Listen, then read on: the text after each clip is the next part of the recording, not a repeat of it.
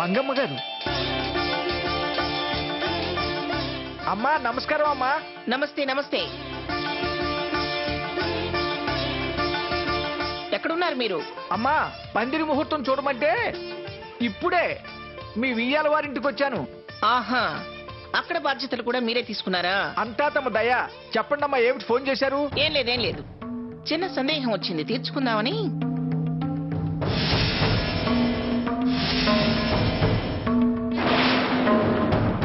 ఎంత మాటమ్మా, తమరి సందేహం తీర్చేంతటి వాడినా?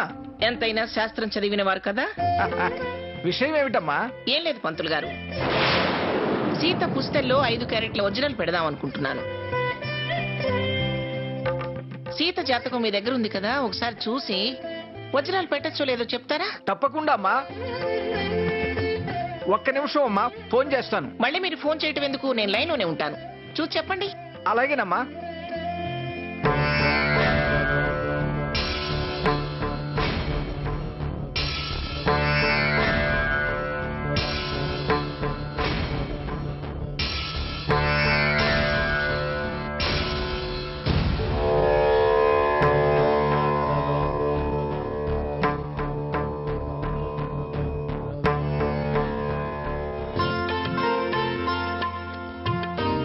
అమ్మా, సీతా మహాలక్ష్మి పెద్ద వజ్రం.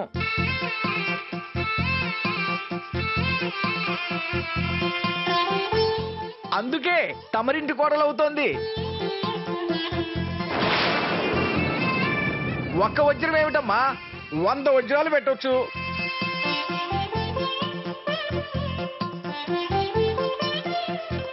మరకత మాణిక్యాలు ఏవైనా ఆవిడ జాతకానికి భేషుగ్గా సరిపోతాయి తల్లి. మంచిది. ఇదిగో పంతులు గారు. అమ్మా, ముహూర్తం అక్కడ చూసినా తాంబూలం నేను పంపిస్తాను. అక్కడ మీరేం తీసుకోకండి. అలాగేనమ్మా. మంచిది. నిక్షేపంగా పెట్టచ్చన్నారు, సరేనా? మంచి మనసుతో చేస్తే ఏవి అడ్డురావంటారు. ఏంటి పంతులు గారు, వజ్రాలు వైఢూర్యాలు అంటున్నారు? మంగమ్మ గారు మీ అమ్మాయికి చేయించే మంగళసూత్రానికి వజ్రం పొదిగిస్తున్నారట. జాతకానికి వజ్రం పెట్టొచ్చా లేదా అని అడుగుతున్నారు. పెద్దవారు ఏదైనా భారీగానే ఆలోచిస్తారు కదా. వాళ్ళు భారీగా ఆలోచిస్తే మనకి భారం పడుతుంది. 5 క్యారెట్ల వజ్రం అంటే 10-15 లక్షలు అవుతుంది. వజ్రం లేకపోయినా మంగళసూత్రమైనా కాస్త పెద్దది చేయించాలి. కొండంత దేవుణ్ణి కొండంత పత్రితో పూజించగల సమర్థురాలు మంగమ్మ గారు. ఆ ఇంటికి కోడలవ్వటం మీ అమ్మాయికి ఏ జన్మలో చేసుకున్న పుణ్యమో. ఈ జన్మలో ఏ కష్టం రాని ఒక మంచి ముహూర్తం చూసి పెట్టాడు పంతులు గారు. అలాగే.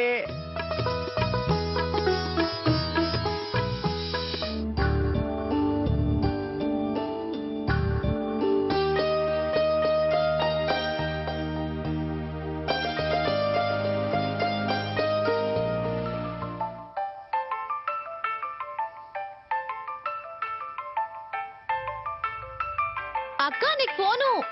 ఎవరో చూడు.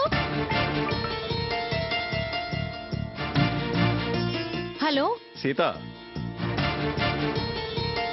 ఆ రఘురాము వెళ్ళి తీరాల్సిందే అంటున్నాడు.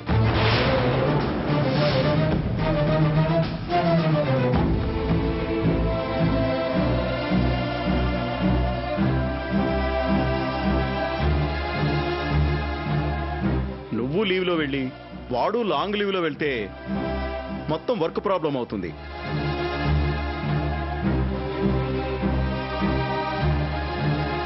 నువ్వు ఒకసారి వాడితో మాట్లాడితే బాగుంటుంది. అతని పని అతనికి అంత అర్జెంట్ అయినప్పుడు ఎవరు చెప్తే మాత్రం ఎలా ఆగుతాడు? వెళ్తే వెళ్ళనివ్వండి సార్.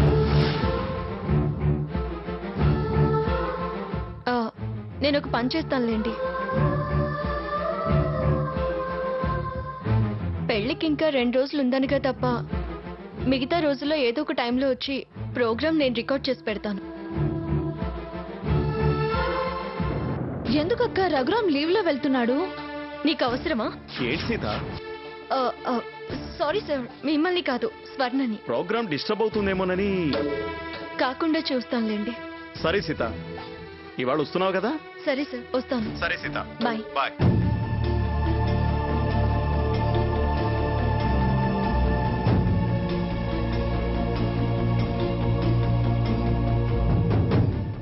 ఏంటక్క, రఘురామ్ గారికి అంత అర్జెంట్ పనుందట? అది అతని పర్సనల్. మనం డీటెయిల్స్ ఎలా అడుగుతాం? నీ కొలీగ్, పైగా మన ఫ్యామిలీ ఫ్రెండ్, నీ పెళ్లి కొండకుండా వెళ్ళడం ఏంటి? నేను కూడా ఉంటే బాగుంటుందనే అంటున్నాను. కానీ అతని పని నా పెళ్లి కన్నా ముఖ్యమైనది అయి ఉంటుంది. అందుకే ఉండడం కుదరడం లేదేమో.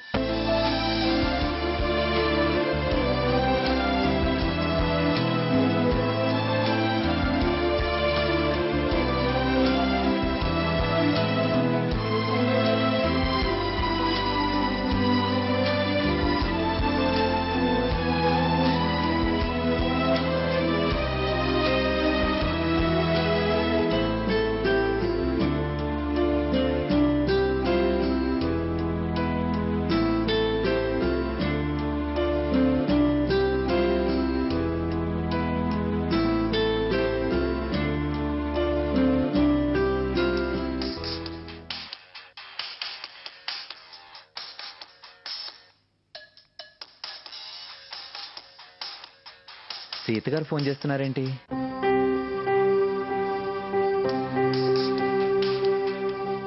చెప్పండి సీత గారు. చెప్పాల్సింది సీత గారు కాదు, మీరు. ఏంటి స్వర్ణ?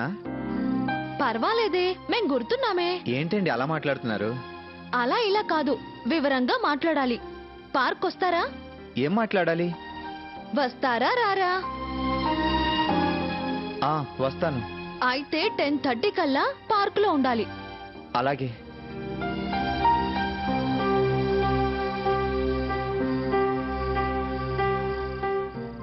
అమ్మా అమ్మా, నేను కాలేజ్కి వెళ్ళి లీవ్ పెట్టేసి వస్తాను. అలాగే, తొందరగా వచ్చే. అలాగేనమ్మా.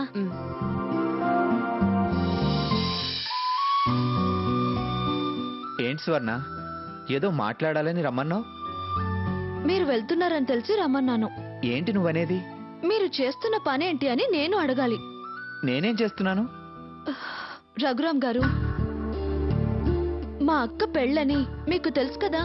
తెలుసు. తెలిసి లాంగ్ లీవ్ లో ఎలా వెళ్తున్నారు? అలాంటి అవసరం వచ్చింది. చూడండి, అక్క ఫ్రెండ్ గా మాకు పరిచయం అయ్యారు. అమ్మ తిట్టినా అరిచినా పెద్దగా పట్టించుకోకుండా ఎన్నో విషయాల్లో చాలా హెల్ప్ చేశారు. నిన్నగాక మొన్న మా నాన్నకి ఆపరేషన్ అయినప్పుడు మా మనిషిగా మాకెంతో అండగా ఉన్నారు. అయిన వాళ్ళకంటే కావలసిన వాళ్ళయ్యారు. ఇప్పుడు ఇదంతా ఎందుకు స్వర్ణ? మీరు అక్క పెళ్లికి లేకుండా వెళ్తున్నారన్న బాధ నేనే కాదు, అక్క కూడా చాలా బాధపడుతుంది. ఏంటి స్వర్ణ నువ్వనేది? అక్క పెళ్లికి మీరుంటే బాగుంటుందని ఉంది. కానీ మీ పని ఎంత ముఖ్యమో అని అడగలేకపోతుంది. వీలైతే మీ ప్రోగ్రాం పోస్ట్ పోన్ చేసుకోవచ్చు కదా?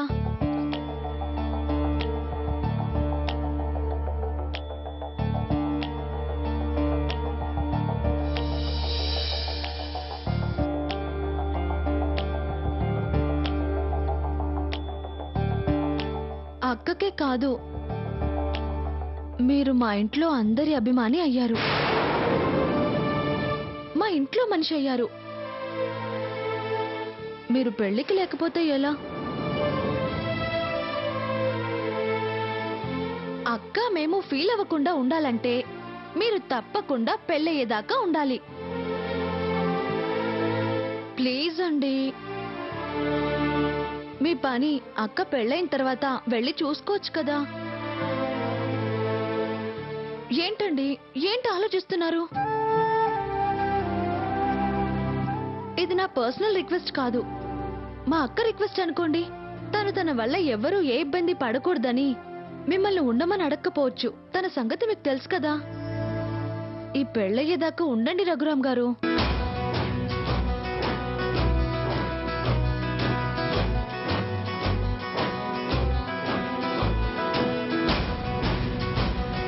ఏంటి స్వర్ణ, మీ మనిషిని అని చెప్పి మళ్ళీ ఎంతగా బతిమలాడాలా? మీరు ఉండేట్టుగా లేరు, అందుకే బతిమలాడుతున్నా. అవసరం లేదు. సీత గారి మ్యారేజ్ అయ్యేంత వరకు ఉంటాను, సరేనా? మెనీ మెనీ థ్యాంక్స్ రఘురామ్ గారు. ఒకసారి మీ మొబైల్ ఇలా ఇవ్వరా? ఎందుకు? అర్జెంటుగా ఈ హ్యాపీ న్యూస్ అక్కకి చెప్పాలి.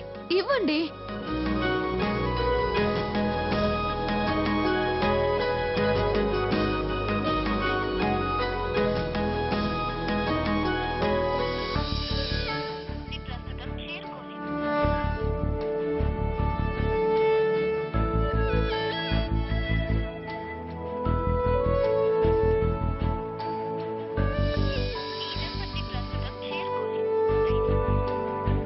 ఏమైంది స్వర్ణ? అవుట్ ఆఫ్ కవరేజ్ అని వస్తుంది రఘురామ్ గారు.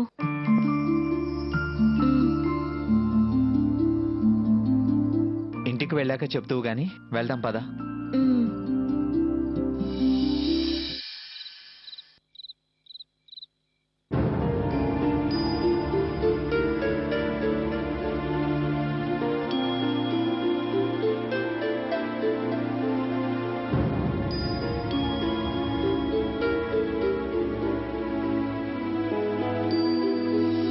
సీతా మహాలక్ష్మి పెద్ద వజ్రం. ఒక్క వజ్రం ఏమిటమ్మా, 100 వజ్రాలు పెట్టొచ్చు. అంత ఘనంగా ఆవిడ మంగళసూత్రం చేయిస్తుందా? మా తాహతుకి తగ్గట్లు సీతకేమైనా పెడదామంటే ఆవిడ మమ్మల్ని ఏమీ పెట్టనివ్వదు. ఉన్న ఒక్క అవకాశం మంగళసూత్రం పెట్టడమే. కట్నం ఎలాగూ ఇవ్వడం లేదు కాబట్టి శక్తికి మించిందైనా కాస్త పెద్ద మంగళసూత్రం చేయించాలి. అవును, మా అమ్మిచ్చిన చెవి కమ్మలుండాలే, ఆ విషయమే మర్చిపోయాను. ఆ కమ్మలు కలిపి మంగళసూత్రం చేయించాలి.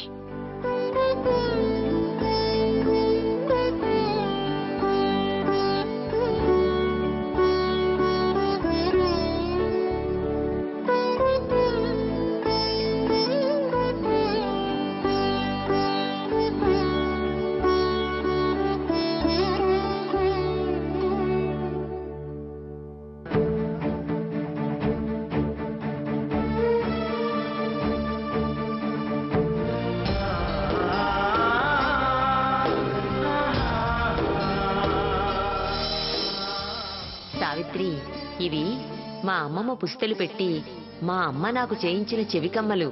వీటితో నువ్వు నీ పెద్ద కూతురికి నా గుర్తుగా పుస్తె చేయించిపెట్టు. మనవరాలి పెళ్లి చూడలేని అమ్మమ్మ ఆత్మకి తన పెళ్లి చూసిన ఆనందం కలుగుతుంది.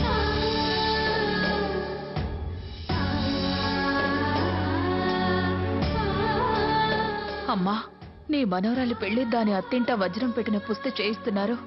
నేను దీన్ని కరిగించి నీ ప్రేమ రంగరించిన పుట్టింటి పుస్తగా పెడతాను.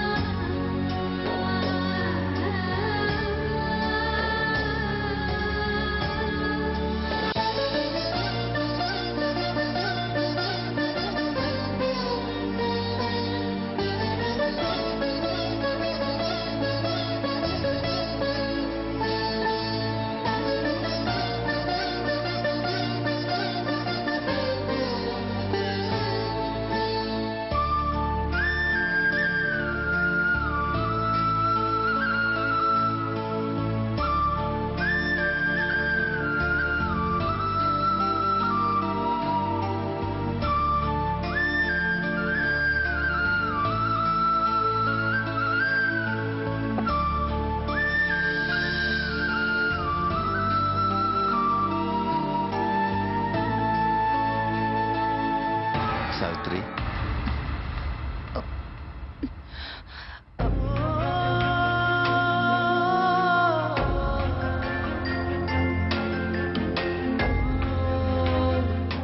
పలికితే గొంతు బాధని గుర్తుపడతానని నిద్ర నటిస్తున్నావా? మీ అమ్మ చెవి కమ్మలకి కదలిక వస్తుంది కదూ. ఆమె కోరిక తీరబోతుంది కదూ. నా మనవరాలు అని మురిసిపోయేది.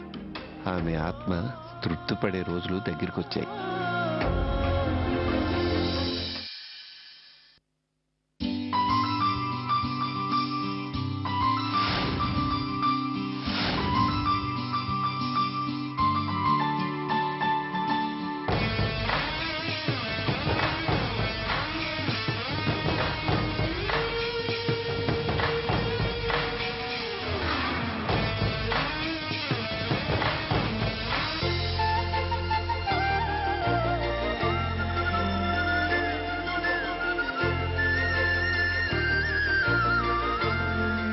బాబు చెప్పండి మంచి సూట్స్ చూపించు. ఇదమ్మా.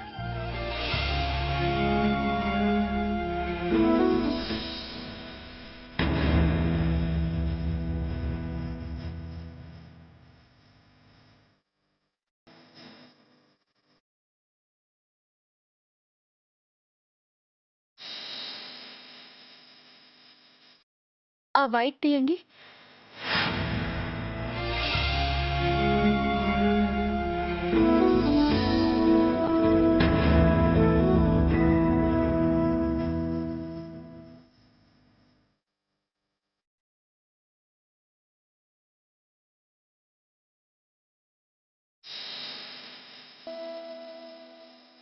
ఆ వైట్ తీయండి.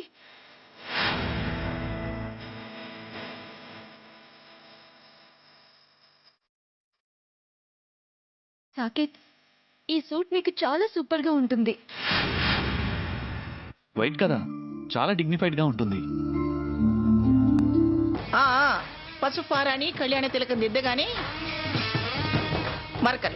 మరకలయ్యి ఉన్న డిగ్నిటీ ఊడ్చుకుపోతుంది.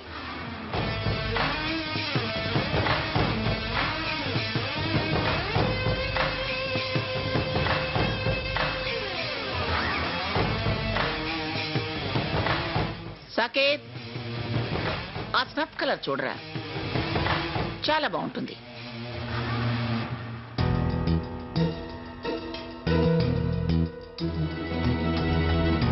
అవును గ్రాని, చాలా బాగుంటుంది.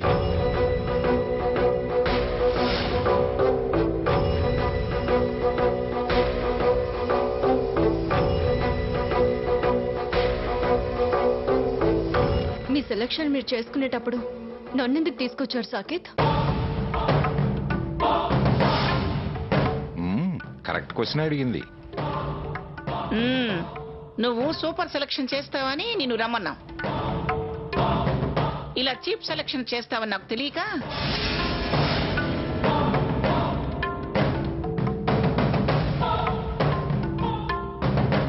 వైట్ ఎంతో నీట్ గా ఉంటుంది. సీత రైట్ సెలక్షనే చేసింది, నువ్వే వంక పెట్టావు. నేనేం లేని వంక పెట్టలేదుగా, దానిలో ఉన్న ప్రాబ్లం చెప్పానంతే. అసలు ప్రాబ్లమే నువ్వు అర్థం చేసుకోలేక ఫీల్ అయిపోతే ఎలా సీత? మాకు చేతనైంది అదొక్కటే కదా అమ్మమ్మ గారు.